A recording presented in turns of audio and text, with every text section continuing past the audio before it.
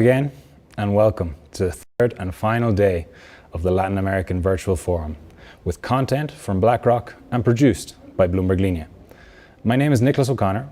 I am the VP of Revenue and Strategy at Bloomberg Linea, and I will once again be your host for today's content. Today we have a great agenda, and I want to get us started by heading over to Federico Moncaliano, Head of Offshore Wealth and Head of Strategy for Latin America at BlackRock, for some opening remarks. Federico will then be joined by Martin Small, Head of US Wealth Advisory Business at BlackRock, for a conversation on new perspectives and trends on wealth markets. Federico, over to you. Good morning. Welcome. Great, Nicholas. Good morning, and thank you for having us. I just want to start out by thanking everybody for joining us for this day 3 of the Latin America Investment Forum. It's been a pleasure to be joined by so many of you from throughout the region in the United States for the past 2 days. Yesterday, we had a great day where we heard from our president, Rob Capito, on the outlook for the market and really how the world has changed. We followed that up by diving into ETFs and the innovation that we're seeing in the ETF industry today. And lastly, Roque, Jim, and Ann wrapped us up talking about private markets, and in particular, the role that private markets play in transition finance. Today, we want to talk about disruption and how the world is changing in many different ways. I have the pleasure of being joined today by Martin Small, and we're going to have a conversation about how the wealth management industry has changed over the past few years and where we see it heading in the future. Then we'll be followed up by a session around technology disruption, and really we'll wrap up by bringing it to life, talking about technology disruption that is happening right now in Latin America. So without further ado, Martin, it's a pleasure to have you with us today. Thank you so much for joining us. Thank you. It's great to see you and to be here in person together. Real humanity. I'm loving it. Exactly. It's just a little hand away. But Martin, we were just talking. The world is changing so much in so many different facets, and our industry and the wealth management industry is no different. We'd love your perspectives on the big trends you're seeing today in wealth management and how you've seen the industry change. Absolutely. Again, great to be here. Thanks to all of the clients for being here. Thanks for all of your long-term partnerships with BlackRock. We're grateful to work with everybody. But you're right. This has been a character building and awe-inspiring time to be a wealth manager and no doubt a wealth management client all around the globe. But I'd say there's 3 things, whether it's in up markets, whether it's in down markets, that wealth managers are talking about fairly universally as the industry themes. And I'd put it at planning and putting planning at the center of relationships. The second is personalization and the rise of personalized portfolios at scale.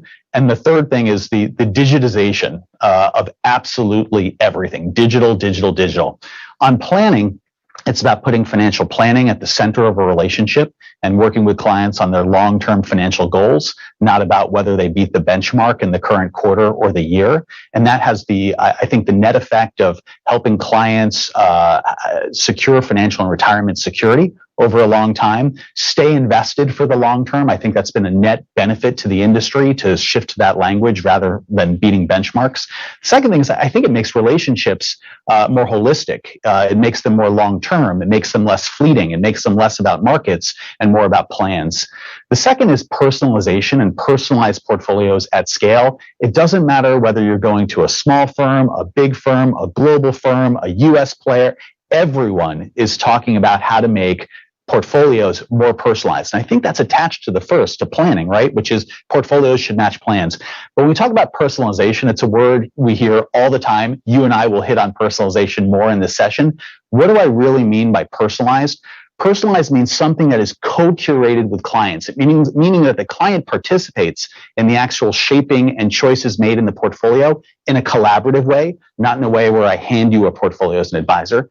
The second is that the portfolio solves something that is distinctly the client's problem or desire. That might be taxes, it might be values, it might be risk, but it solves that client's particular problem. And the last thing is that it uses technology to be manufactured at scale. So co-curated, right, solves a client's particular problem and can be manufactured at scale. And then that last thing is digital. Everything has to be digitized, right? The expectations are high, but it's everything from billing, client statements, client order management, portfolio management, risk reporting, trading. Everything really needs to start with a tech-first and I'd argue mobile first mindset when it comes to clients. But those three things, they are powering everything. I have the best job at BlackRock, in my opinion. I get to work with wealth management firms in this $36 trillion TAM here in the United States. It's an epic market. It's extraordinarily fun. But I will tell you, it doesn't matter if you're big, medium, and small. It doesn't matter if you're catering to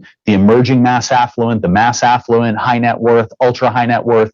Everyone is thinking through their strategy on those axes, financial planning, personalized portfolios at scale, and digital. So I find those trends so interesting. And as you think about sort of how the market will evolve over the next 5 years, who do you see to be the winners in the space? Clearly, the folks that do this right. But can you go a little bit more into that? Yeah. So a couple of thoughts there. My grandfather was a stockbroker. He was a stockbroker at Shearson Lehman. And I use the word stockbroker intentionally. That was his job, was to broker stocks for a commission. And he was the caricature of a stockbroker here in New York. He drank 2 or 3 martinis, at lunch, and was proud to do so. He smoked a pack of Marlboro Red cigarettes. He lived to be 101, so let that be a lesson to you about kind of how life works. But this industry would kind of be unrecognizable to him, right? His job was largely to match client orders and to sort of bring Main Street and Wall Street together. The idea of a holistic relationship, of being a financial planner, being a life coach, of helping clients develop long-term savings plans, of helping them think through how to buy a boat or vacation or college savings, that was not his job. That was not at the core of his expertise. And today, I think what's really been remarkable, and you see it in all the winning wealth managers, is shifting to this holistic quarterbacks to US, right? It's got to be like, center midfielder, right? Like centrocampista person who's at the middle of a relationship and can help bring together taxes, retirement planning, college, intergenerational wealth transfer and trust and estates, onshore, offshore in the cases of your markets. Those are really the winning business models. I'd argue things that used to matter a lot. Things that used to matter a lot were the portfolio. It used to matter, like, I pick these managers or I pick these stocks. A lot of that has really been standardized, I think, in the US market, and that's been through the advent of model portfolios. Model portfolios have created tons of scale where they allow advisors to manage, with personalization, many thousands of portfolios for clients and focus on the things that I think are the differentiator with a client, right? Which is planning, which is dream management, intergenerational wealth transfer, taxes, values, all those things that that only humans can do today. And those are the things I think are the winning models. There's an analogy I have for this, which is I think of the sort of streaming market today, right? The streaming players, Hulu, Netflix, Amazon Prime, Peacock, all of these subscription-based services. All of them used to be in the business of actually building out enormous tech stacks, right? And servers where they would have to store enormous amounts of content. And they would be in the logistics business of sending people DVDs and getting DVDs back. The advent of the cloud computing market basically just made everybody a scaled player instantaneously. And I argue that's what's happening in wealth tech, is through the ability to manufacture portfolios at scale, the ability to use technology as a way of customizing thousands and thousands and thousands of portfolios, right? It makes people focus on content. It makes them focus on the show, right? The program, the mini-series, and the content associated with it, rather than how it's delivered over the internet or whether it's delivered in a DVD. And the winning wealth managers of the future, they're going to be able to really, really focus on their value proposition. One other thing I think is worth calling out on that is I think the winning wealth managers of the future are going to be ruthlessly clear about what segments they're doing business in, right? And what I mean by that is if I think about markets like ultra high net worth, mass affluent, emerging mass affluent, new to investing, new segments of clients, the most successful wealth managers will have a strategy that is tailored to each one. I think many firms will also pick where they want to compete and where they want to excel. I do think serving ultra high net worth households with excellence is very different than serving the emerging mass affluent. My experience, however, is that most firms really want to have a full life cycle, right? They want to be able to attract new investors and do client and customer acquisition through a digital platform, but ultimately be able to run a family office for a client. And then what becomes really important, and I think that'll be the purview of only a handful of players, but what becomes important is the client journey management. And that's where I think today a lot of firms are struggling to define how they migrate somebody from being a new investor who uses a digital offering to ultimately taking on an advisor, to ultimately maybe using private banking services and the liability side of the balance sheet. But I really think the winning business models will figure out those segments, the use of tech for scale, and that client journey management. You made some really good points there, and I want to come back to the model portfolios in a second and sort of the emerging segments. But I think that last point is incredibly relevant in our space in Latin America as well, which is how do you differentiate your value offering to different segments of the population, and how do you make your private banking client feel that they're getting something different and unique versus what you have on your mass affluent or your emerging affluent space. So I totally agree with you. That will be a big challenge. Yeah. That is the essence of personalization, right? Is making that client feel like something you can manufacture at scale is manufactured uniquely for him or her. Totally agree. Can we talk a little bit about the new client segments that are emerging and how clients want to be served in today's world? Your third big trend was about digitalization. Mm-hmm. If we think about Latin America and in a way how COVID accelerated the need for digitalization in financial services, it's truly impressive. The amount of money that's going into the fintech space today, the amount of digital banks that are popping up, wealth tech players that are popping up, and then traditional wealth managers that are really entering the space is changing the landscape. And in our view, really opening up the wealth management space to segments that didn't have access to it before. We'd be curious about your views around that in the States and more globally as well. Sure. I think COVID has accelerated things that were already happening in the marketplace. So it's not as if digital investing is really new. It's not as if having a great online experience is new. We've been at this for the better part of 20 years. And I'd flag sort of two things, one of which I think is a tremendous opportunity, and one of which I would offer is a bit of a mirage, right? On the opportunity, it's that there are millions and millions of new investors being made every year. And as you know, in the last year, I think something on order of 40 million new investors have opened accounts that are basically digital first, great user experience, easy to use, get invested, start participating in the market at very, very low minimums, or even in many cases here in the United States at zero minimums, right? There are more free and complimentary offerings to help people get started, but they're all remarkably good client acquisition tools to bring new investors, whether they're millennial, Gen Z, whether they're from traditionally underserved backgrounds, whatever it might be. There are a whole new demographic of new investors being minted. And I think it's a remarkable opportunity for wealth managers to serve those clients with excellence in a way that they expect to be served. And what I mean by that is I do think whether it is a new investor or whether it's somebody who's very seasoned, COVID has accelerated this idea that everything should be omni-channel. I should be able to do business anytime I want.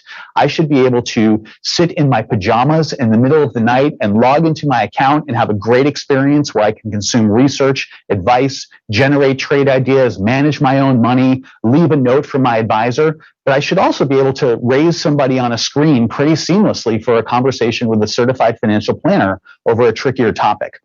And I think if you look at where most of the full service, as well as what I'd say are full service light firms, particularly in the United States, are articulating their value proposition, it's in that flexibility, right? It's in that flexibility. And that's what clients want. They want choice. They want options. They want to be able to do business in their pajamas on screen, or in a branch on 53rd Street here in New York, or in Sao Paulo, wherever it might be. And I think those things, that idea of building flexibility into these client service models so that they're omni-channel, they're critical. It's what we're doing here at BlackRock too. I think we have some wealth management platforms where they want to talk to somebody who works at BlackRock about the markets every day. And there's other people who say, that's great. I really love iShares ETFs. I'm totally up to speed on what they are. Just make sure I get the latest content. We have to be able to serve clients in the segments in the ways they want to be served. And I think that sort of omni-channel mindset with digital as the backbone, that's the winning model for how I think sort of digital wealth wins. I think you made a few points there that really resonate with us across Latin America as well. I look at the region today, and today an investor in one of our markets can access the stock market with extremely low commissions, $2 to $3 trades that used to be $50, right? So just the way that that's broadening access and the way that it's going as well, to your point, as we saw the move towards zero commissions here in the state is interesting. And it's interesting how that self-directed market has really become the entry and the gateway for so many of those new investors. And to your point, it's a beautiful opportunity for wealth managers to think about sort of that multi-segment approach in their strategy as well. I think one of the headlines that gets lost sometime is, particularly here in the U.S. market, I also see it in Germany, I see it in other parts of Europe, is when we talk about self-directed investors, it's usually actually falls into two segments, one of which is truly self-directed, active traders who are buying and selling stocks, and we've had quite a bit of euphoria on that here in the United States over the last year. But more actually, it's consumers of managed accounts, which are managed models that have a great digital front. It's not robo. I want to be clear. It's not robo. It's actually a managed account offering where you can have one or two touch points a year on screen with a certified financial planner. And that hybrid advice model, that is really emerging as a fast grower all around the world, not just here in the US. And so you talk about there the interesting shift in the role of the advisor, right? And how it's really changed from what it was 10 years ago. To your point, the advisor plays a critical role in the wealth planning process for folks today. What do you see sort of the advisors that are being most successful in their practices doing? How are they trying to leverage that financial planning? How are they trying to tap into personalization, customization?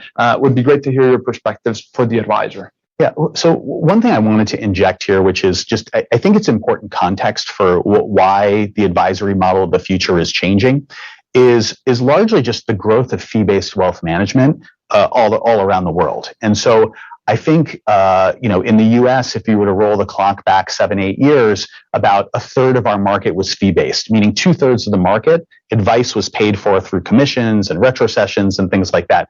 Fast forward to today, more than half the US market is fee-based now. And in that transition from brokerage to fee-based, from transaction-based revenue to advice-based revenues that are long duration, durable, annuitized, markets-based, the advisor's value proposition inherently changes, right? It changes from picking managers or picking stocks to planning and composition of the whole portfolio. And so when we think about kind of what winning advisors are doing, they're leaning into those pieces, which are goals-based in planning. They're leaning into personalization, and they're relying on scale enablers, right? They're relying on things that create scale in their practice. So model portfolios would be the number one scale enabler, right?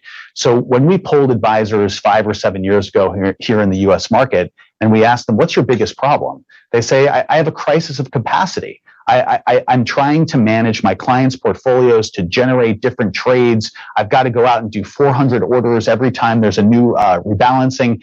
And just they were spending, call it 2/3 of their time on operations and less time with clients, not just clients that they had, but also attracting and winning new business. Fast forward today, the migration to fee-based, the adoption of model portfolios has allowed them to go off and spend more time with clients and use more infrastructure like models and technology to put scale in the practice. So the winning advisor is the one that uses scale enablers, right? That taps into those home office resources, taps into technology, taps into asset management partners like BlackRock, who can give them specialization, who can give them markets, who can really help them grow their practice. And as I said, I think it's more about being a tremendous life coach, and leaning into the resources that today they're like cloud computing, right? It's like that Netflix and Amazon Web Services analogy I offered before, right? Focus on the content, less on, the data storage. And I think those advisors are going to win. And I think that's so interesting, the topic of fee-based and how it's come, where it's come in the United States over the past 5 to 7 years. If we think about the region, and you and I talk about this often, we're still that 5 or 7 years behind, right? So we're still about 20% of the wealth management practice in LATAM is in fee-based. Mm-hmm. What we are seeing, though, is interesting is with the entrance of new segments, with the entrance of the affluent segment, the mass affluent segment, and then the need for scalable investment solutions, the model that makes sense is that fee-based model. And so we're seeing how wealth managers look to shift and really leverage and utilize technology. Yeah. Certainly, I think that technology, and you touched upon it a little bit, has been a key part of what's worked here in the United States. Would just be curious if you could talk a little bit more about the role technology has played in the role of the growth of model portfolios and really that scalable investment practice for us at BlackRock as well. So let me talk about it, but I think one thing you're raising there, which is it's why model portfolios and scale are required, is fee-based is going to be the preeminent and dominant model for wealth management around the world. There is a long horizon still before that happens, but it's going to be. And I'll give you two reasons. It's because it's a win-win model, right? Which is clients like the flexibility, clients like the transparency, and then advisors like the long duration nature of the revenue. And I will tell you, if you look at the US model and you look in the UK and you look in continental Europe and in Canada and in Australia, you're seeing, fee-based wealth management take hold. The other reason is that for most bank affiliated type wealth managers, actually, it's the strategy of the global financial, right? The strategy of the global financial is to reduce the footprint of the business in things that are capital intensive and have episodic revenues, sales and trading, right? It's very capital intensive and has episodic revenues, and to move their resources and investment into things that are capital light, like wealth management, and have long duration of revenue, like fee-based, right? Long duration, more stable-based revenue. So the strategy, right, for shareholders, the strategy. So if you look here, the major big brand US wealth managers, that was their strategy post the financial crisis. Reduce footprint in sales and trading, move more footprint to things that are long duration and capital light. That's the strategy of asset managers, is to be more capital light. So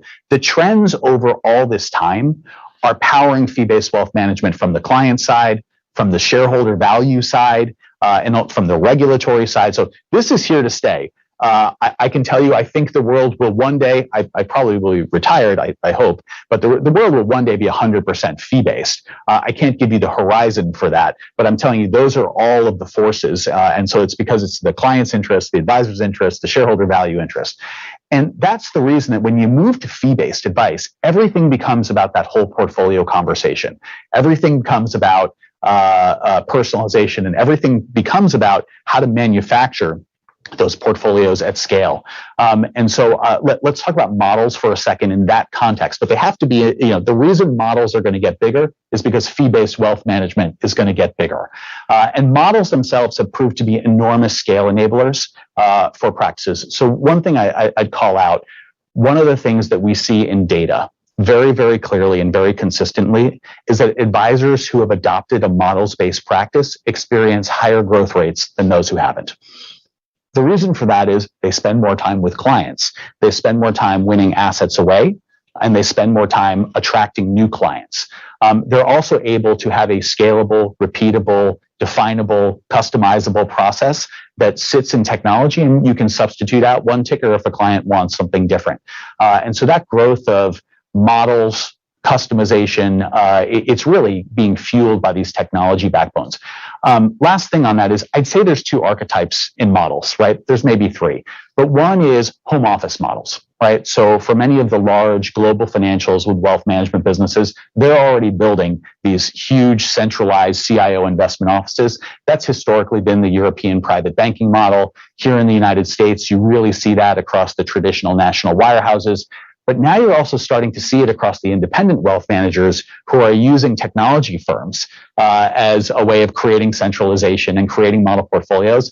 And the customization is relatively infinite because it can be automated. And so I'd say that's the spot to pay attention to. And in Latin America, I think when I look across different countries in the market, that's the thing that hasn't quite taken hold yet, is sort of definition of where we're using home office models. Some folks on this call video definitely have that strategy. And other, where can we tap into tech, either third-party tech or our own tech in order to deliver models at scale. And I think those are that's the trends in the US. I think they'll most definitely be the trends across Latin America as well. And I think that last point you made around technology to scale models, I think that's the next step for us, as you mentioned, in the region. How do we have that technology that will allow the advisor to rebalance thousands or hundreds of accounts with one single click? To us, that's the game changer.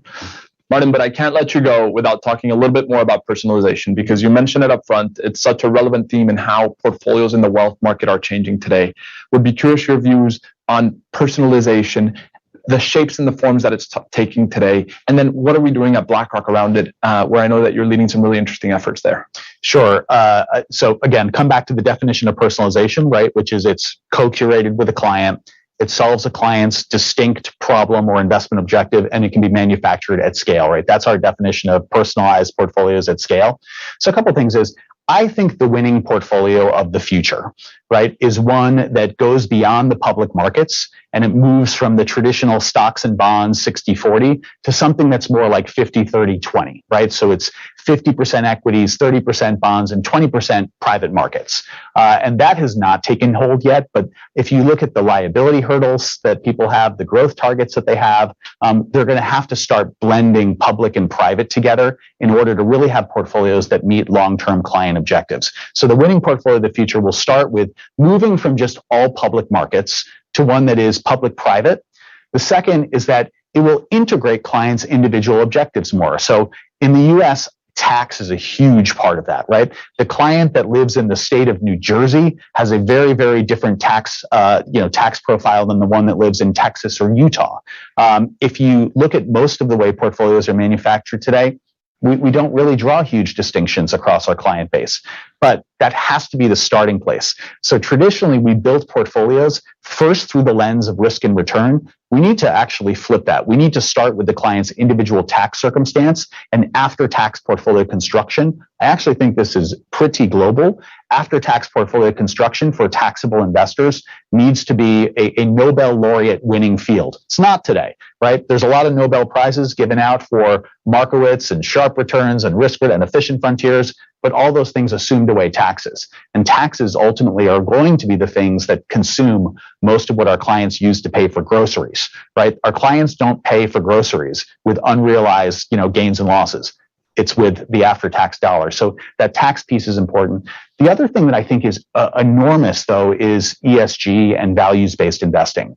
And one of the things that I think is missed here is that this is a remarkable way for advisors and wealth managers to talk to clients in a language that they understand. So I would offer that clients, it doesn't feel very personal to them when you talk about large cap value or large cap growth, or this manager's in the top decile, or this one uses a global systematic approach in order to select secure. Those things don't really resonate with clients. The things that clients inherently understand are supply chain risks, litigation risks, environmental footprint of companies that treat their employees well, companies that are navigating ecological litigation, regulatory. The clients get that, right? They understand it. It's a language that can fuel their investments. So I think there's something here at the intersection of ESG, sustainability, and values-based investing, but also for clients to just better connect with their advisors on how portfolios work. And so that ability to deliver ESG customization in a portfolio,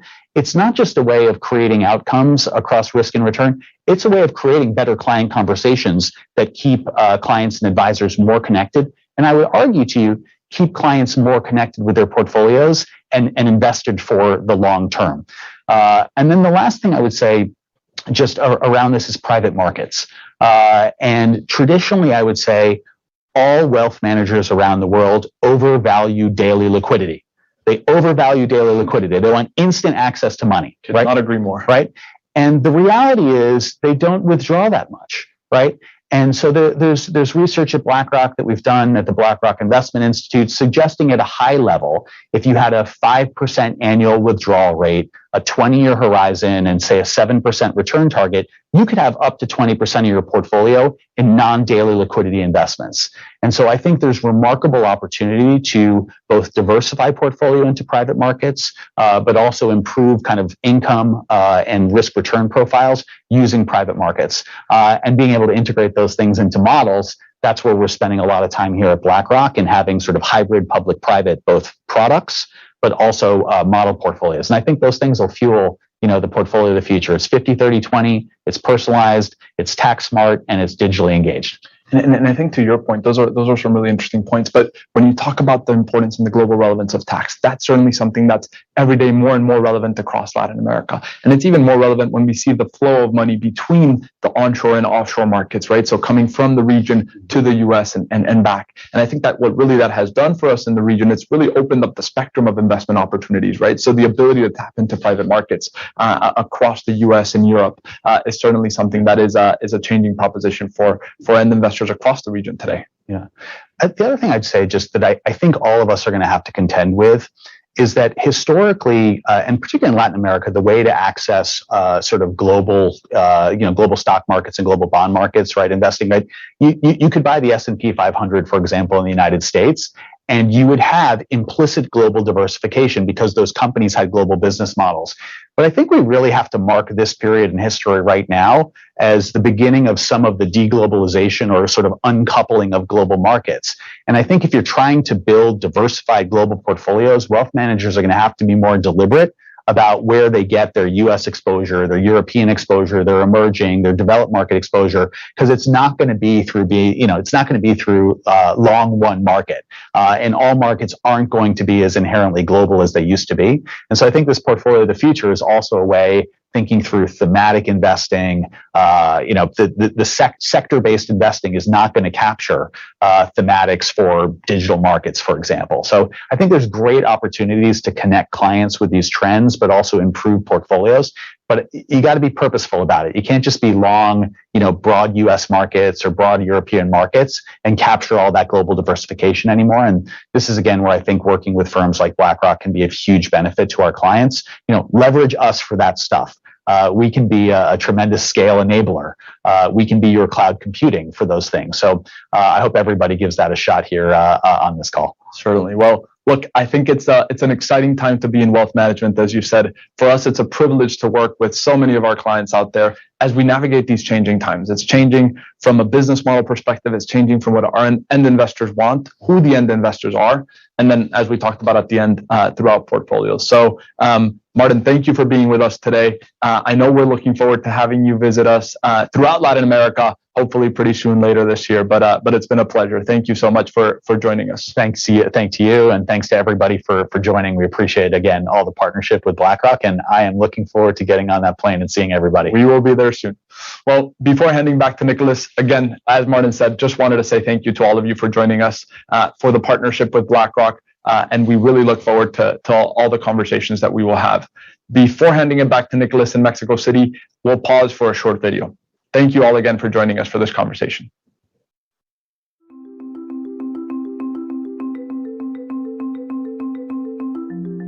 When companies fall short of including diverse voices, they miss out on opportunities that advance innovation and, in the long run, economic success.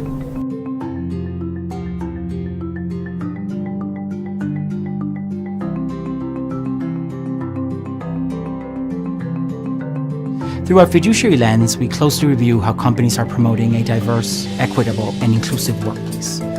This is why we support initiatives such as Pride Connection, It Gets Better, and the Human Rights Campaign.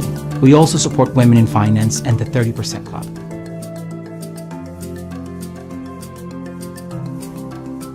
Having greater diversity of leadership in Latin America can enable companies to develop their businesses so that they more closely reflect and resonate with the customers and communities they serve. We recognize that building a strong and diverse workplace can take time, but when companies do, they are better positioned to create long-term success and, of course, respond to the needs of their stakeholders.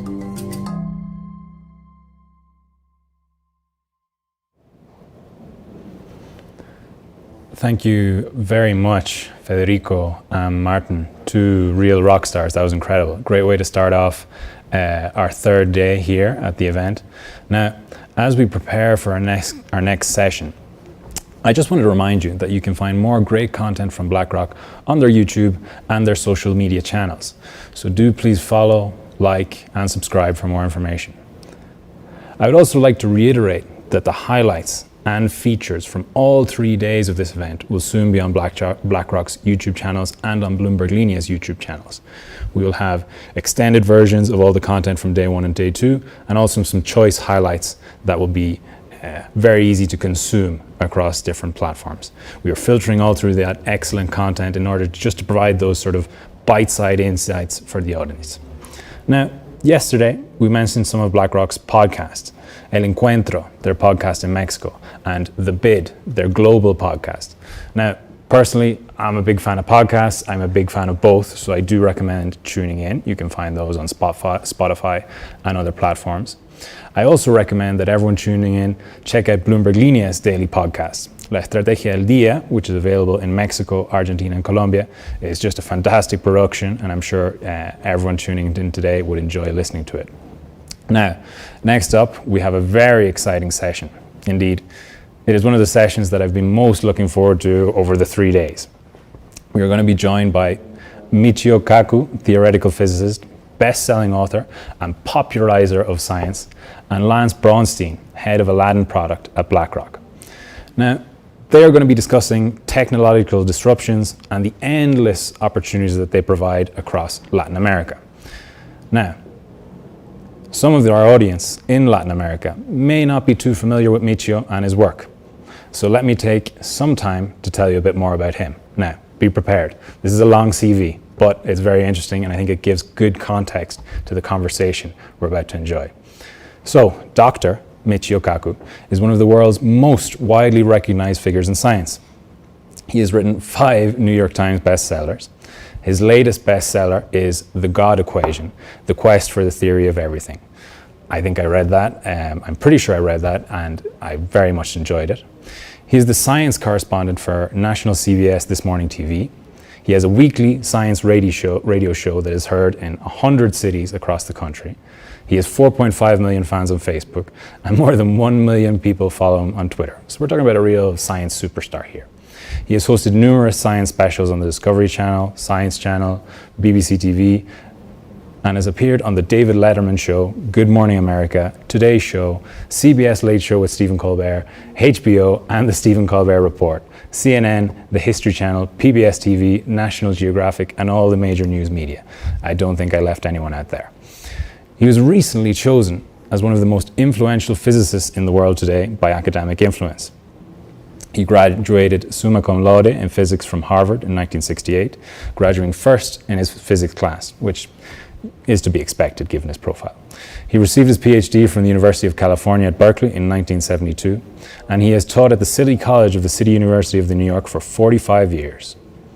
There's still more to come. He holds the Henry Samat Chair in Theoretical Physics at CC in New York, and he has written for Time Magazine, The Wall Street Journal, Astronomy Magazine, The London Times, Daily Telegraph, and many other international newspapers. He frequently keynotes major business conferences about the next 20 years in computers, finance, banking, and commerce. And we're hoping that his conversation with Lance Braunstein will really enlighten us today and give us a vision in what is to come with these technological disruptions in the world and especially in Latin America, which is what we're interested in. Now, whilst we still have a second, I'm also going to tell you a bit about Aladdin Enterprise from BlackRock, where Lance Braunstein is head of product. Aladdin is an operating system for investment professionals that powers every aspect of the investment process. So you can see we're talking about technology, and I think that fits in well with the conversation we're about to have between Lance and Michio.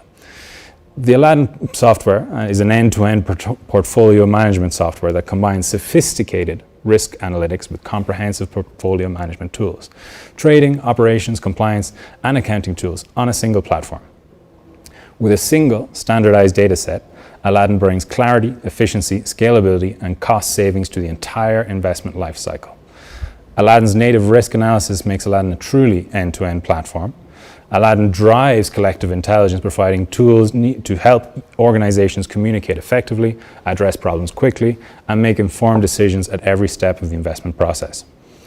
As an end-to-end investment platform, Aladdin and Aladdin Wealth are relied on by approximately 55,000 investment professionals around the world, powered by more than 1,500 developers focused on continuous enhancements that are made available to all clients.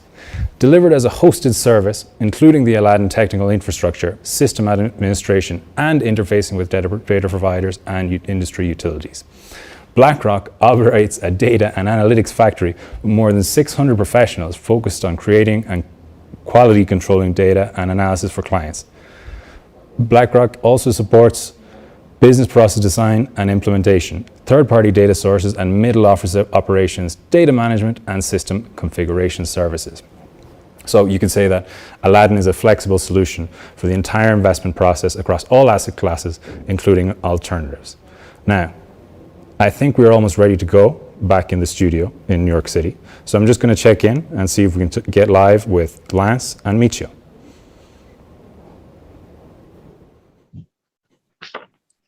Yes, I think we're good to go. Michio, I can hear you coming through clearly. Lance, Are you able to hear me? I am here, yes. Wonderful, Lance. So I think we're just about ready to get started. Are you able to hear Michio fine? I can hear you. Michio, nice to see you. Okay, very good. I can hear and see you. Nicholas, I think back to you. Yeah, no, I think we're good to go. I think the audience has seen plenty of me over the last day and a half. So I'm now going to hand over to you, Lance, so you can lead your conversation with Michio. The audience is all yours. Thanks, Nicholas. And hi, everyone. I'm Lance Brownstein. I'm a member of the Aladdin team here at BlackRock. And I have to say it is a true honor and privilege to be here today with Michio Kaku. I'm sure he doesn't require an introduction, but I'm going to give a little bit of one anyway. Michio, as you probably know, is a researcher in a variety of topics, including string theory, quantum mechanics, and also an author, and most recently a bestseller, a New York Times bestseller author of The God Equation. And again, a true privilege to be here today with you, Michio. Let me pass it to you, perhaps for a few prepared comments, and then we could go into a bit of a Q&A after that. Sure. Because we're talking about wealth and finances, I'd like to start by asking the question, where does wealth come from anyway? If you talk to a politician would say, oh, that's easy. Wealth comes from taxes. You tax Peter to pay Paul. But you see, that rearranges wealth. That doesn't create wealth. If you talk to an economist, surely they know where wealth comes from. An economist would say that wealth comes from printing money. But you see, if you print money, money becomes worthless. And so that's not where wealth comes from. Now, I'm a physicist. We believe that wealth comes from science and innovation. Starting about 200 years ago, we physicists worked out something called thermodynamics, the laws of heat. That gave us the steam engine, which gave us the locomotive, which gave us the factory. And that initiated the greatest revolution in human history, the Industrial Revolution. And then, a few decades after that, we physicists worked out the laws of electricity and magnetism. And that gave us dynamos, it gave us generators, it gave us television, radio, the light bulb. And then, after World War II, we physicists applied the quantum theory to give us the transistor. And that gave us the computer, the laser, the internet, the modern age. And now let's talk about the fourth wave of wealth generation. I say the fourth wave of wealth generation is physics at the molecular level. That is artificial intelligence, which we'll talk about. Also, biotechnology and nanotechnology. And now I like to look at my crystal ball and look at wealth generation by mid-century, by 2040, by 2050. There are several technologies racing to get out of the gate. First is fusion power. Believe it or not, we physicists hope to achieve break-even for fusion power in the next 3 years. And by mid-century, we should be able to put the sun in a bottle. Also, quantum computers. Silicon Valley could eventually become a rust belt because we're going to be approaching the end of the age of silicon, and we're going to have to go to quantum computers, which compute on individual atoms. We already have prototypes of quantum computers. And third, we hope to have BrainNet, the connection of the mind directly to the internet, where you simply think telepathically and communicate and control the internet. But right now, we're entering the fourth era, the era of artificial intelligence. And we're going to see that everywhere we go in our daily life. For example, when you want to see a doctor, you will talk to RoboDoc. RoboDoc is in your contact lens. You simply blink, and there is RoboDoc accessing the entire medical literature, giving you sound legal advice. And when you want to talk to a lawyer, you'll talk to RoboLawyer inside your wristwatch. Anywhere you go, you'll be able to have expert legal advice. And so the point is that artificial intelligence is going to be everywhere and nowhere. And this is going to affect the job market. It's going to affect wealth generation. It's going to affect prices. Things are going to be cheaper. We're going to have more and more access of basically infinite amounts of information.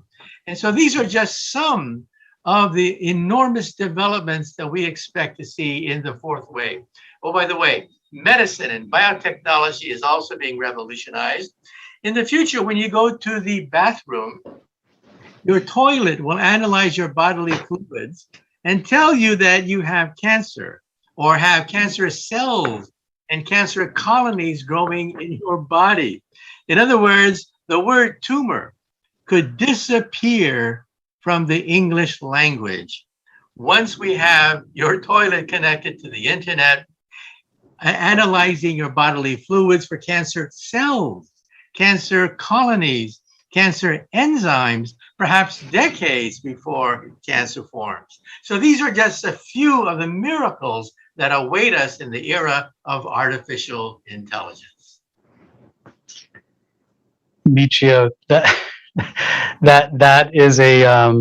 is both an exciting and a bit of a scary future, an internet connected toilet. But I'm curious, when you think about this fourth wave, which is a fascinating concept of wealth creation, can you maybe expand on how you think of that changing the way we invest, how it changes sort of the foundations of finance?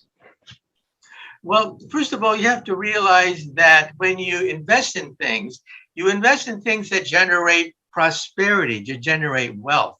Now, of course, some people invest in Bitcoins. I have nothing against that. However, of course, you're not betting against something that has value. You're not investing in something that produces something. Now, some people say, well, the stock market, isn't that gambling? Isn't that like slot machines? Well, in some sense, yes. But you see, you're investing in value, things that create value for society. So corporations, yes, you gamble on these corporations, but you're gambling on things that produce something. Bitcoin, on the other hand, and again, I have nothing against those people investing in Bitcoin, but Bitcoin does not create wealth. It's not a wealth generator. And I'm a physicist, and that's what we believe in, wealth generation, by harnessing the laws of physics in order to create wealth that enriches society. And so that's why I think that, yes, we have to understand the origin of what produces prosperity. And Michio, in that vein, I think it's interesting to think about a cryptocurrency like a Bitcoin, Ethereum, or Ether. What about the notion of decentralized finance? This idea that Web 3.0 is largely taking out intermediaries, and the blockchain is going to allow us to interact very differently, again, in the spirit of investing differently and counterparties interacting differently. Do you have any thoughts on this notion of Web 3.0 beyond simply cryptocurrency? Well, the web is going to be everywhere, and it's going to eliminate many layers of unnecessary steps. And it's going to make society more efficient, more streamlined. And I think that's a good thing. So what is good about the web, and of course there are bad aspects as well. What is good about the web is it's going to eliminate layers of redundancy, which is going to improve efficiency, making life more cheaper, more accessible, and available for everybody. However, of course, everything can be misused as well. And so we have to take that into consideration as well. It's interesting. I actually want to touch on that notion of the potential for misuse. And we've heard a lot of negative press about big tech and the ways in which information is used. Do you have thoughts as we go into this world where my contact lens or my watch provides very, very kind of intimate and private information to a host of people. Do you have thoughts on how do we protect privacy and how do we protect sort of liberties, in a sense, in that world where tech becomes much, much more of an intimate set of capabilities in our lives? Our toilet, for example. Well, everything has a plus and a minus. When we humans harness the power of bows and arrows, that allowed us to hunt game and enrich food supply. But of course, bows and arrows could be used to kill people as well. And so I think we have to realize that with the internet, the downside of the internet is privacy, in the sense that some of your intimate thoughts, your transactions will be a matter of public record. And so I think that's something that has to be taken into consideration. And I think that with regards to the web, I think that our etiquette is going to have to change too. Teenagers, of course, put everything on the internet, and their antics of the teenagers are going to haunt them when they apply for a job, when they enter the job market. Yes, the person interviewing you for a job is going to have access to all the videotapes that you made as a teenager and all your antics. And so I think our etiquette is going to have to change. We're going to have to be a little bit more private when we put things on the internet. And I think that, of course, criminals can take advantage of this, and we're going to have software that protects us, even in spite of our own natural tendency to talk too much, to give too much information on the internet. We need software to safeguard us from the fact that, yes, privacy is one of the big negative aspects of the internet. Look, as a parent of a teenager, I think a lot about the digital fingerprint that you just described, and the idea that that will follow you in an almost immutable way. So where those protections come from and how that etiquette evolves is going to be quite interesting. I don't think it necessarily will source from the big tech firms. I think whether it is a societal shift, behavioral shift at the individual level, regulatory, legal protections, et cetera, I do think that there's going to have to be a sea change in how we interact. If I could pivot for a moment, when I think about enabling some of these big seismic shifts in how we interoperate, how do you think quantum computing plays into that? This is giving us sort of a next many order of magnitude capability in terms of compute. Where do you think that plays both generically across all of these societal shifts, but then in particular, if you could touch on the impacts you can see in finance? Well, we're used to Moore's law that every year computer power doubles every 18 months or so. And we buy new products, we upgrade. That keeps the economy going. But let me ask you a question. Would you buy a new computer knowing that it's just as powerful as last year's model and there's no increase in power of the technology? Maybe not. And that means that Silicon Valley might become, in some sense, a rust belt as we approach the end of Moore's law, which is happening now, by the way. Already you can see the fact that Moore's law is winding down. The smallest transistor is about 20 atoms across.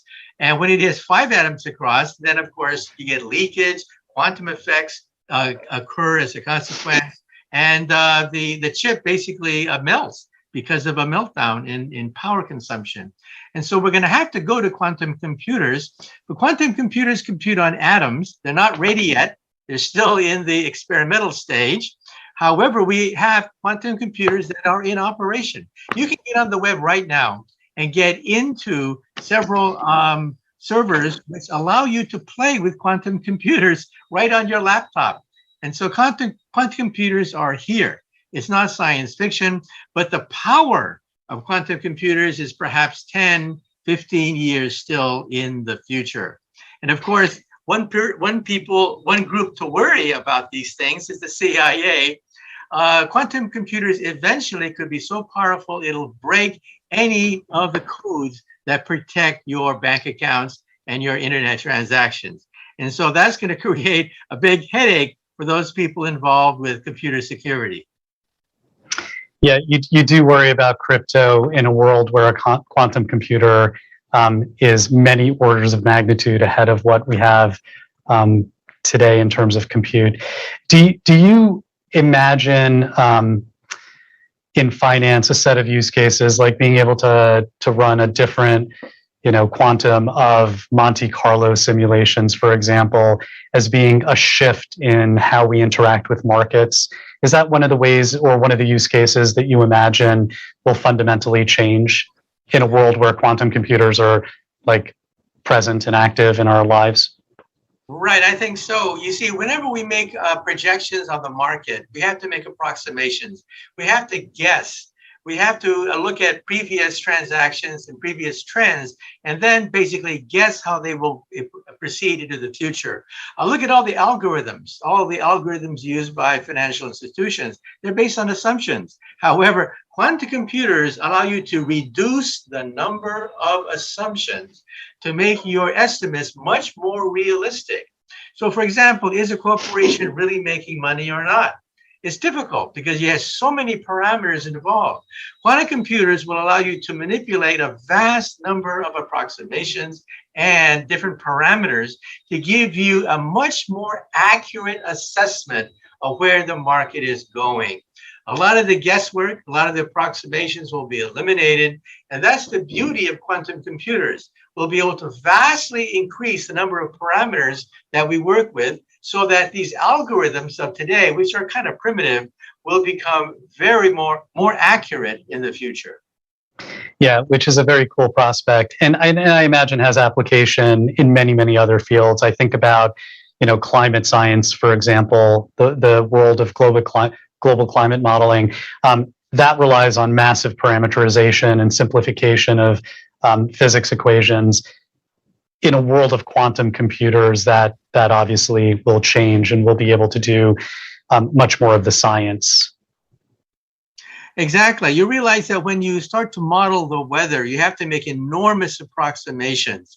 For example, the jet stream. The jet stream determines the weather over most of North America, but we have to guess. We have to guess what the jet stream is going to be, and that you do with the flip of a coin.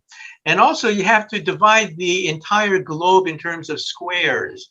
You approximate the Earth by looking at thousands and thousands of squares. How big are these squares? Several miles across. That means that you are approximating the weather, which of course changes every few hundred feet, with miles of approximations. And so you can see where a lot of the mistakes are made. Whenever a hurricane, for example, travels across the Atlantic, many computer programs try to figure out where the hurricane is going to go, and they often disagree with each other. They disagree with each other because they make approximations, and that's where quantum computers comes in. It allows you to get much more accurate predictions of the future of the market, the future of the weather, the future of the hurricanes. It increases the number of parameters that you can put into a computer program. It is a bright future, and one that I think we'll have to be careful about in terms of things like privacy, security. Obviously, this will be an evolving landscape. I'm going to pivot a little bit. You talk about AI, augmented reality, virtual reality. Can you share some of your thoughts on, again, how these technologies will play into finance and how we create, in this next wave of wealth, how we create real value versus sort of the proxy, how we think about AI truly creating value in markets? Well, when you think about AI and you think about markets, you realize that your markets are only as good as the algorithms and approximations that you make. And it depends on the number of parameters that you put into your program. It depends on how you massage these parameters in an algorithm. And then you begin to realize, my God, we're making an enormous number of approximations. We're doing a lot of guesswork. And that's where quantum computers comes in. Quantum computers allow you to manipulate vast amounts of raw data. Now, just remember that 100 years ago, people liked to have lots of oil and gold and minerals. But the gold of the future will be data. And data has to be massaged. It has to be analyzed. And heuristics, of course, allow us to give a partial preview of where the data is taking us. Quantum computers will give us a much more accurate reading of the future. It'll allow us to, in some sense, have a better crystal ball to predict where the markets are going. And it'll eliminate a lot of the guesswork that we find in computer models of today. And so I think that's where the gold is. The gold of the future is going to be data, and quantum computers will massage that data to give us much more accurate predictions of where the market is going. And so a lot of the guesswork is going to gradually be eliminated. We're seeing, even before quantum computers, we're seeing the power of machine learning and artificial intelligence in so many different applications, whether it's virtual assistants or how we think about, operational activities. Do you think that continues in the exponential way where we train computers to learn over time and that we truly create artificial intelligence? Or do you think that that is going to rely on a quantum shift in our compute capability and our data management capability? Well, we have to realize that there are stringent limits on what we can do with artificial intelligence today. In fact, there are three kinds of jobs that will survive for many decades in the future. They will not be replaced by artificial intelligence. The first is, believe it or not, a non-repetitive blue-collar work, picking up garbage, being able to sweep the floor, things that we take for granted, like fixing a broken toilet. The most advanced robot on the earth cannot fix a broken toilet. And so non-repetitive blue-collar work will survive. Plus, second, human relations. People involved with sizing up people's problems, counselors, advisors. These jobs cannot be done by robots because robots are clueless when it comes to understanding people's emotional state, projecting the future of a person's abilities. Human interactions cannot be modeled by computers. Third is intellectual capital. That is, people who look at forecasting the market, people who are, quote, captains of industry, people who look at data and strategize. Robots cannot do that. Robots cannot strategize where a corporation should be going with investments. And so these are the three areas where there's going to be plenty of jobs available into the coming decades, because robots are, we forget this, robots are basically sophisticated adding machines. They add 1 million times faster than us, giving us the illusion that they are original, that they are thinking, but they're basically very sophisticated adding machines. Now, that doesn't mean that one day they'll be able to replace humans in many, many kinds of jobs. But right now, there are three major categories of jobs which cannot be replaced by artificial intelligence. Michio, I'm curious, what in the next 5-10 years, what jobs do you think are replaced? Like, where do we see robotics really playing the proxy role to humans? Like, where does that happen? Jobs that involve repetitive work are going to be jobs that are going to be replaced, because that's what robots do. They make the same repetitive motion over and over again.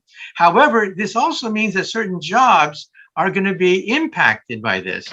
If you're flipping hamburgers, for example, realize that in Japan, there are robots now that can make noodles in 1 minute and 29 seconds.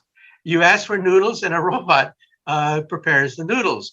Now, at the high end, when you want to go to a luxury restaurant and you want to be catered to, humans will be there even in the age of robots, because people want to be pampered. They're paying for the pampering. But if you want a quick hamburger, chances are that some of those jobs will be replaced by robots that can flip hamburgers faster and more efficiently than human. So those are the jobs you have to worry about. Also, nurses in hospitals.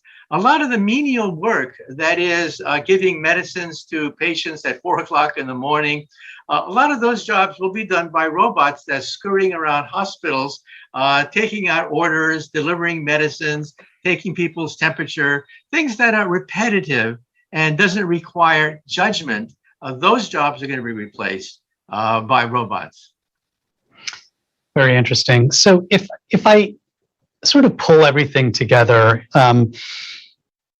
you speak a lot about the theory of everything, this unified theory, and it is certainly part of your last book.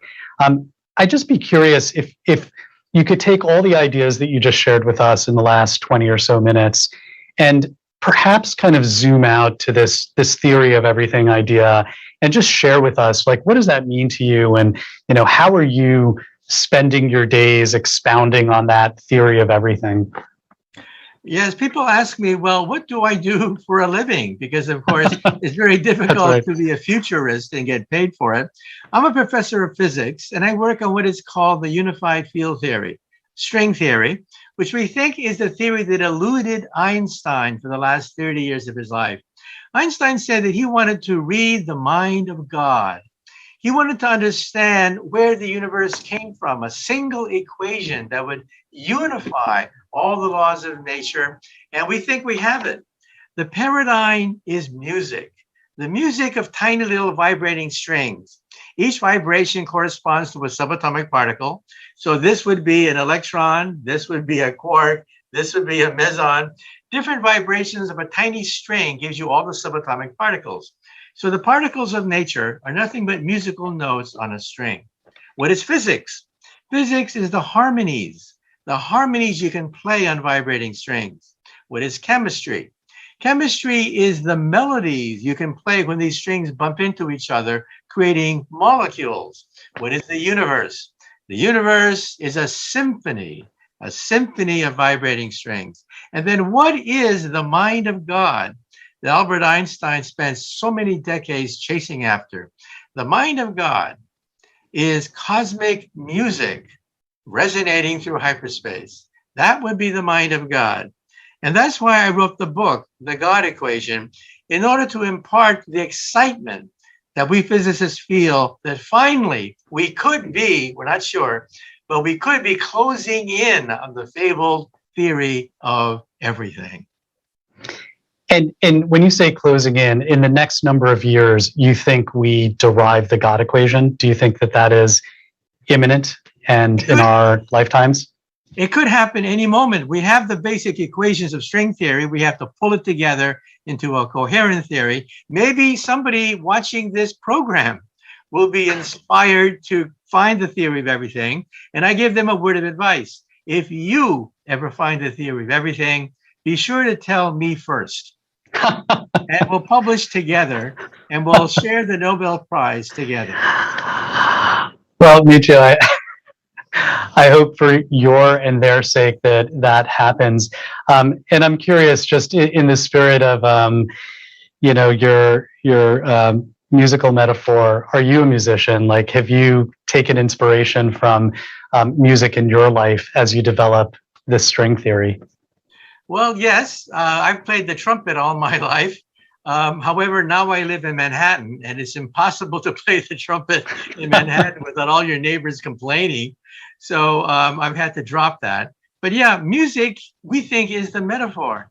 Music is the only metaphor rich enough to explain all the diversity, the rich diversity of all the atoms, molecules, all the things that we see around us. What other metaphor is rich enough to do that?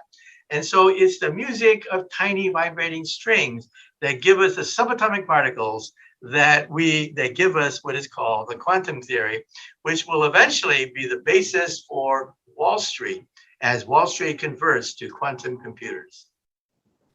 Yeah, it's fascinating as somebody who is a music lover, this idea that there's a unified string theory that then informs quantum compute, that then informs our ability to think about AI as a next gen, which then informs our ability to think about, algos and our quant abilities very, very differently from how we do today, and how that fundamentally changes the internet and finance. It is a fascinating chain of logic. And for folks who have not read The God Equation, it's a great read, Michio. It's a very fun set of ideas to play with. We're coming to time, and so I did want to ask, is there anything else, are there any other ideas that you would share with our audience that is not in the scope of what we've discussed in finance specifically, as a closing set of comments? Well, when I was a child during the Cold War, people sometimes talked about the sick man of Asia, that China, India had so many people, it was a drain on the economy. They would always be the sick man of Asia.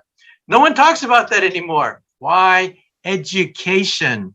When you educate a peasant, instead of becoming a drain on society, they become an asset. And so that's the key. Now, I grew up in Palo Alto, which is right next to Stanford, which is, of course, one of the centers of Silicon Valley. I saw Silicon Valley erupt from nothing. How did it happen? First, you have a great university, Stanford. Second, you have a team of graduate students with energy and vitality, bursting with ideas, graduate students that then became CEOs of new corporations. Third, tax laws. The government eased up on taxes and encouraged these entrepreneurs to set up companies, and boom, before you know it, you had Silicon Valley. So this is something that other countries can also duplicate. You can duplicate this by having centers of learning, by having a culture of young innovators that want to start a corporation, tax laws that encourage these people, and before you know it, you may have a Silicon Valley of your own. That is a great prospect, and apropos to this client forum specifically. And with that, I think we are at time. Michio, thank you so much. Thank you for all the work you've done in research and for your popularization of science. I think you've made it accessible to many of us non-scientists. And thank you for taking the time today. And with that, I'm going to pass it back to Nicholas.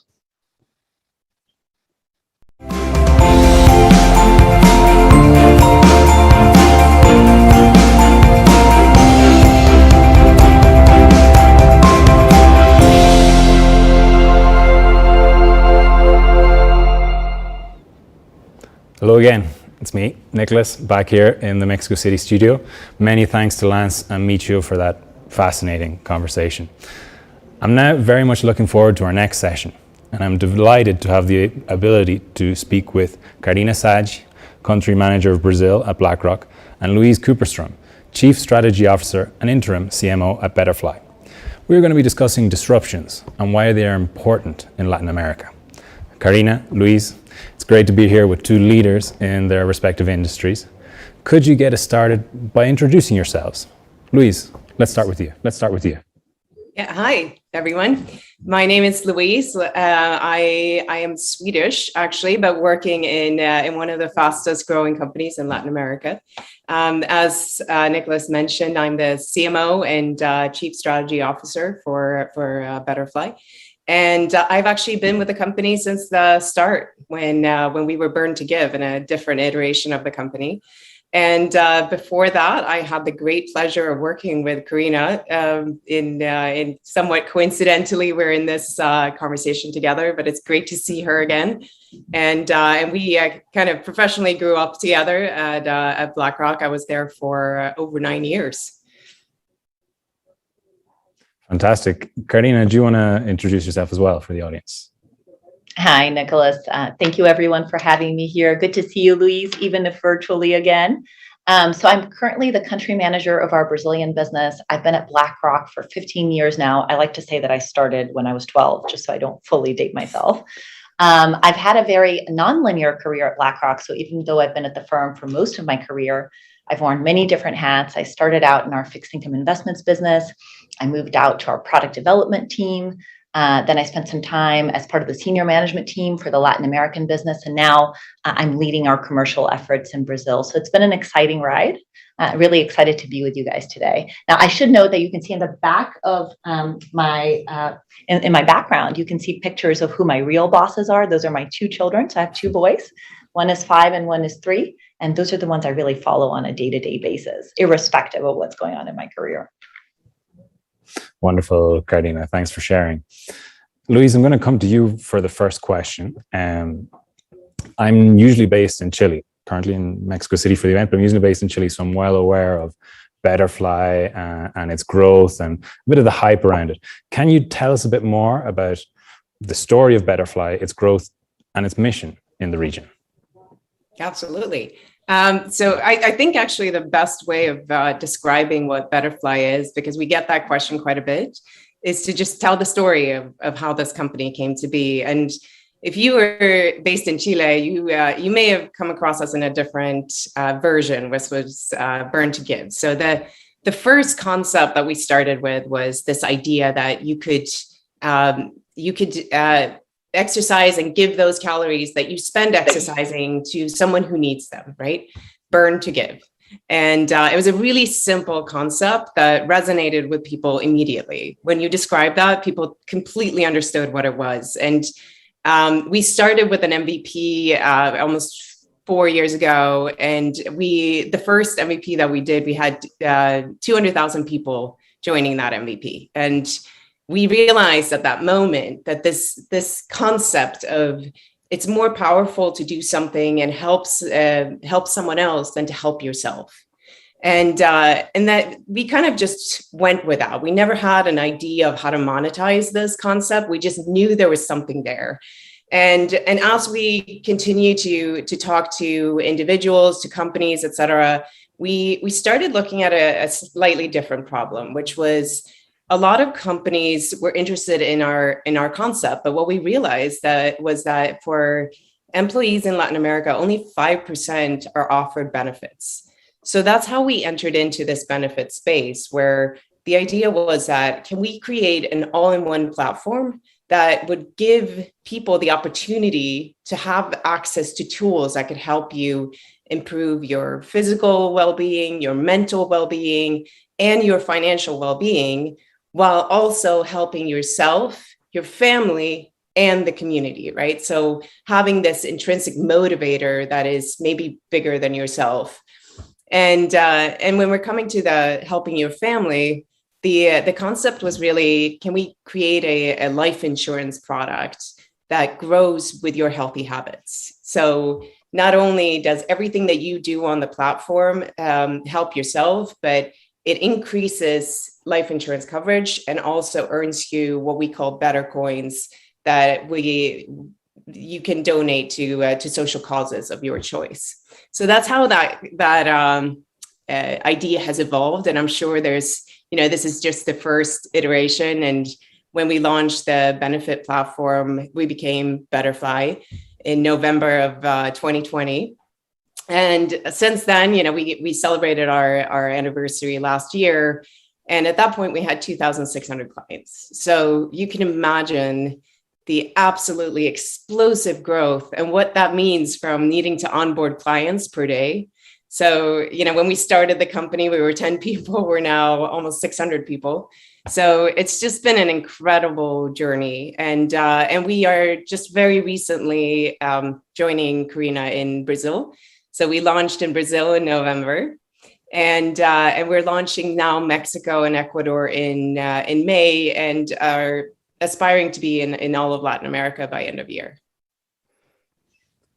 Wow, it's a very inspiring story. Everything seems so positive. My girlfriend actually uses Betterfly at her startup, so I've been able to see firsthand how it's useful for smaller companies as well. So we're talking a lot about there's a lot of technological disruption there in what Betterfly is doing, and technology is key to enabling all these people to onboard and to quickly grow to new markets. Karina, question for you. How would you say BlackRock is using technology to disrupt and to increase inclusion across the region? I think that's a good question. It's funny, as Louise was going through the story for Betterfly, I actually saw so much of it resonate with our mission at BlackRock. There are so many parallels, right? This idea of helping others achieve well-being. In our case, it would be financial well-being, but certainly contributing to the community that you serve. That's really a big part of our mission. And technology is a big pillar of this, of how we're looking to achieve this. So when you think about what's going on in Latin America, you've seen an explosive growth in fintechs. And what they're doing is really democratizing access to investments.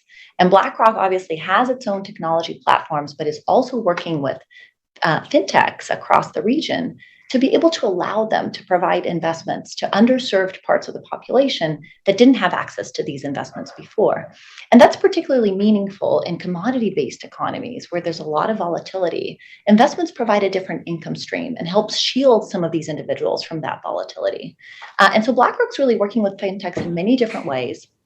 We're providing financial education to their end customers to help drive financial inclusion. That's a big part of our mission, helping to improve investment literacy. We're obviously working with them to be a preferred provider of investment solutions across many different products, iShares, mutual funds, model portfolios. And finally, we're helping to use technology and to leverage technology to improve operational efficiency at these fintech companies. So they're really leveraging a lot of what we've learned with technology to be able to improve their access and to be able to move into a new vertical. So a lot of these companies started in banking and payments, and they're just legging into investments in new verticals like insurance. And we're allowing them to do this more efficiently. Thank you, Carolina. Louise, could you speak a bit more to how Betterfly is using technology to push inclusion and also a bit about how you're driving diversity in the company and around the region? Absolutely. I mean, I would say the platform is based on providing access, improved access to all populations that are underserved, right? So that includes women in many cases. If you look at those who have traditionally had life insurance, those who have traditionally had access to benefits, women have been underrepresented in those groups. And not only women, but speaking of diversity in a broader sense, minorities, people of color, et cetera. So providing something that could democratize access is incredibly important. And technology obviously allows you to do that, right? So part of what we can do that we wouldn't have been able to do without technology is aggregating services and being able to offer those in a really cost-efficient way. So in Chile, our product costs $4 per member, right? If you think about what you get access to there, you get access to meditation, to gyms, to financial services, to all types of things that would allow you to live a healthier life, both physically, mentally, and financially.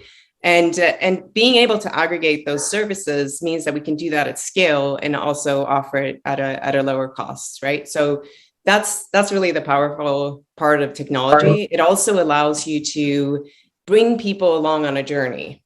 So you may start this journey by taking a few steps or walking, but as you're on that journey, we can help you increase your awareness around the importance of mental health, right? Which is deeply connected to financial health. And so we can think about wellness in a very holistic way in that we can have touch points across that journey. So all of those things are really important, right? It's but I would also say that having access to that data is a huge responsibility for companies. How we treat data, how we use data is incredibly important. And it's something that for us has become quite difficult because there's a lot of suspicion around how companies treat data. And for us, we've made a clear stance that we will never sell any data. Our revenue model just is what I was based going around to. that. Yeah. At the end of the day, that always the ads, people are always someone's going to offer, you know, that targeting that will be available. So that's something you're not planning to do.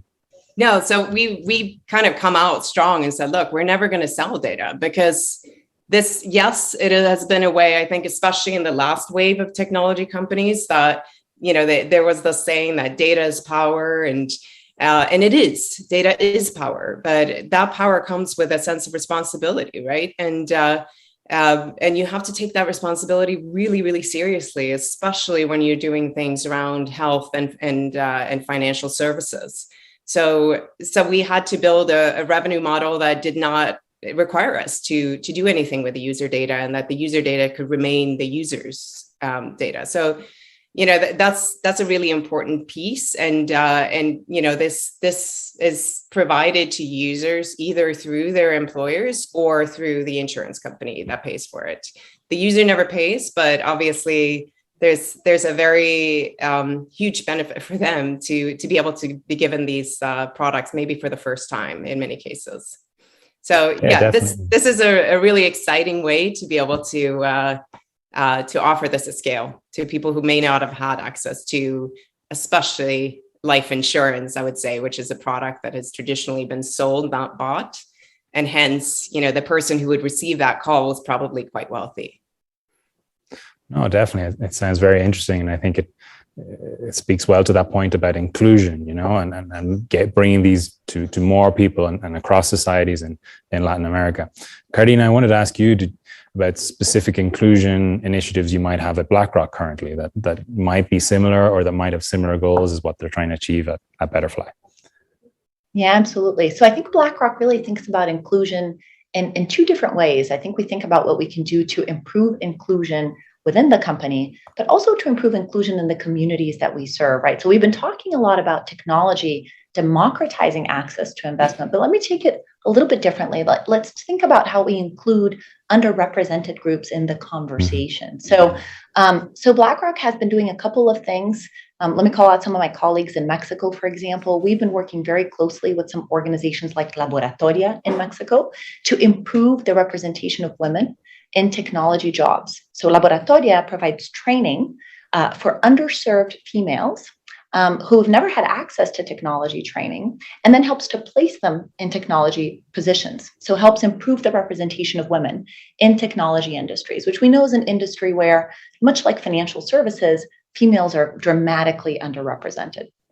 BlackRock has a number of sponsorship programs to help advance the career of women across the company. We know that we do a really good job recruiting women, but we do a very poor job over time in financial services retaining women. And ultimately, we have very low representation of females in senior management positions, in board positions. And so it's really about how we can take an over-mentored community, but under-sponsored, and increase the sponsorship model. And some of the conversations we're having there is really about how to think about a continuing of sponsorship options, where it's not all or nothing. It's many different ways a sponsor can act to help a female advance within the company, first as a connector, then as an influencer, and ultimately they'll leg into a full-blown and very authentic sponsorship model that lowers the barrier to sponsorship within the company. And that's really what we're looking to do, get a higher number of female individuals, female talent, with some degree of sponsorship within the company.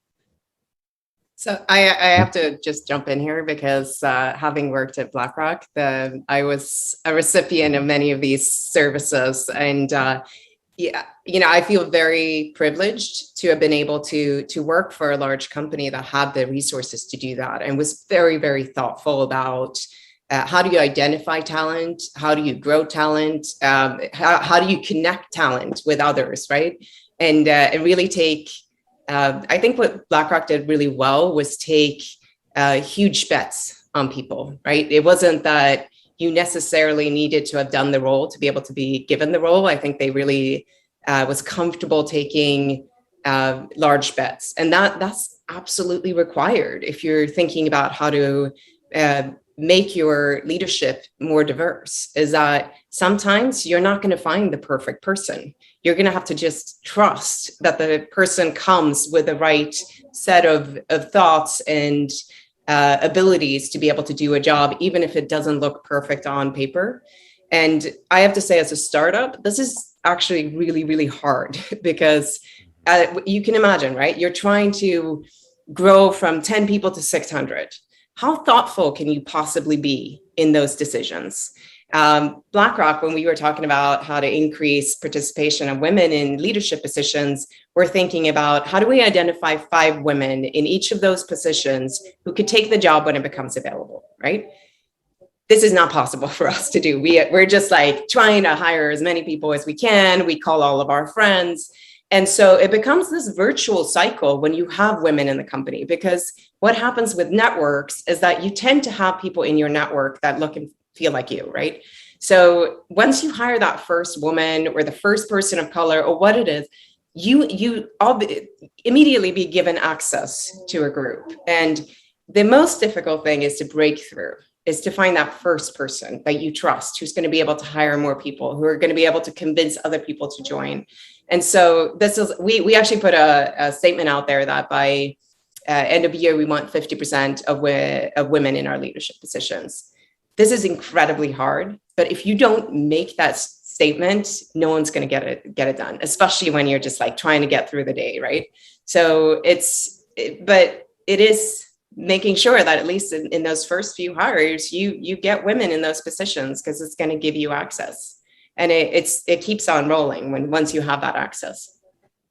And it's interesting, Louise, as I hear you talk a little bit about BlackRock making bets on people. So when you look at my career, I think I'm very much an example of that. So when I talk about a non-linear career, it's really about moving into positions, right? There's a lot of mobility here that was involved, but moving into positions where I had no prior experience. And BlackRock was willing to make that bet. So taking on a product development role with no prior product development expertise, taking on a COO role with no prior COO expertise, but you have to be willing to allow talent to do that. You have to be willing to foster that mobility and really be able to develop more horizontal leaders as a result of this. And of course, thinking about how to do this with, underrepresented populations like females, like certain racial minorities. And of course, how we define diversity obviously is ultimately a question here, but being able to foster that opportunity more broadly. And that is also putting people in a role and then not just sitting back and kind of seeing what happens. You have to be very thoughtful about that, right? It's about what kind of mentorship and guidance can I give you to make sure that you are successful in that role. So that's not the end, right? And it is hard. I think everyone that had the privilege of working at BlackRock were challenged in ways that they never expected, but I'm sure appreciated. And I think that what I really appreciated was that my colleagues rallied around me when I was given those type of roles, and actually at Betterfly, because if you look at what I've done at Betterfly since I joined, it's vastly different things. And it's about support. It's about making resources available. It's about taking time to provide advice, taking time to create a network of advisors that are maybe not in your company, but that could help you grow into that next role. And all that. I call it a board of directors, right? Yeah. A board of directors, your own personal board of directors to help you. Wonderful. No, I mean, these are great insights. I don't want to interrupt here because I'm trying to learn. Bloomberg Linea is also in sort of startup mode. So I'm kind of thinking of how we could start incorporating some of these policies in our own growth over the next few years, because it's so relevant, and I'm just trying to take it all in. We're starting to sort of come to the end of this sort of discussion that we've had today. Louise, I don't know, is there anything else specific that you'd like to share about the Betterfly story, about your own story at BlackRock before we close out this brief discussion? You know what? I always like to think about what we can do collectively as a group, right? Which is kind of the basis of our product and what we're trying to build. So what you think about what you can do for yourself, right? You, as a woman, you can grow your own career. As a person, you can improve your own health. But it's really important to think about how you amplify those things, how you pay it forward. And as a technology, we call ourselves a multiplier, right? We multiply many people's effort into a large collective effort, which is quite incredible when you look at the numbers, right? It's collectively, just in Chile, let me see if I can actually find the data here. So collectively, the users have donated 350,000 meals to children, 120,000 liters of clean drinking water, 150,000 trees, and have increased their life insurance coverage by over $1 billion. And all those things are small on an individual level, but are huge on a collective level, right? So can you imagine what would happen if people who truly cared about things start thinking about how to create those collective networks, right? And this is so important for women as well. And anyone who's trying to drive diversity it's not just about your own journey. It's about how do you make that connection, right? And how do you, I love the fact that I worked with Karina because she was one of those people that I really looked up to. And when you talk about your own board of directors, I would call her and get advice. And those are really important things, pay it forward, pay it back, all those things. It's so anyone listening, I just encourage you to think about how to do that, because we are all in a, even being on this call, you are probably in a position of privilege. So just take a moment to think about that. What can you do today to help someone else? Thank you so much, Louise. Great message, and thanks very much for being with us here today. You've been going out live across Latin America, and I hope lots of people in the audience have been able to enjoy your insights and hopefully take something away from them. So thank you very much. Thanks for having me. It was a pleasure. Wonderful. Karina, going back to you, we're coming to the end of our 3-day event. So I just wanted to come to you for some closing remarks on today, on your conversation with Louise, and perhaps as the event as a whole. Wonderful. Thank you, Nicholas. I want to thank everyone who followed the last 3 days of our event. This journey was all about challenging our existing mindset about investing. On the first day of the event, we reviewed markets and geopolitical trends with our founder, chairman, and CEO, Larry Fink, and other great minds from our BlackRock team.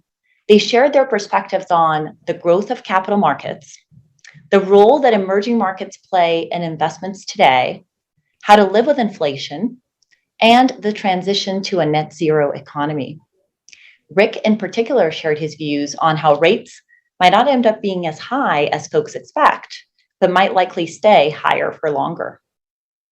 On the second day of the event, we brought not only our founder and president, Rob Capito, to the conversation, as well as other friends from BlackRock, but also some of our partners like Morgan Stanley, UBS, Itaú, and Protección, highlighting how ETFs and other innovations promote the democratization of investments across Latin America and how they change the way we think about wealth. Today, we talked about how technology is revolutionizing the financial services industry and how we are part of this revolution that is evolving very quickly. We started by discussing how technology is enabling wealth managers to evolve their business models and to better serve a broader set of end clients with evolving needs. We talked about how the winners in the industry are not only being ruthlessly clear about the client segments that they serve, but also using technology for scale and client journey management, and how they're also building flexibility into the client service model to make it multi-channel. We heard from best-selling author Michio Kaku about how the digital economy is everywhere and impacting everything. And we also heard from Louise and myself about how technology is democratizing access to financial services. Now, our exchange doesn't stop here. We encourage you to stay connected with BlackRock via our social media channels, and we recommend that you listen to our podcasts, The Bid, Encuentro, and the 3-part series of The Real Leaders of Net Zero with Mark Wiedman. I would like to thank our partner, Bloomberg Linea, for this event and all BlackRock teams involved, and thank, most importantly, our audience, and we hope to see you next year at the next Latin American Forum. Have a great day. Thank you so much, Karina. And that brings us to a close. I would also like to thank all the fantastic speakers who've joined us over the last 3 days for their excellent commitment and really excellent content. I would also like to thank Fernanda Cruz and the marketing team at BlackRock for all their effort coordinating and curating this top quality content. A special shout out to the team here at Bloomberg Linea for their efforts producing and transmitting this event in sometimes adverse circumstances. Lastly, I want to thank you, the viewers. Currently, our calculations show that almost 1 million people tuned in at different stages over day 1 and day 2. I'm sure that many more of you have tuned in today. We hope you will join us in the future for more BlackRock and Bloomberg Linea produced events. From Mexico City, hasta pronto.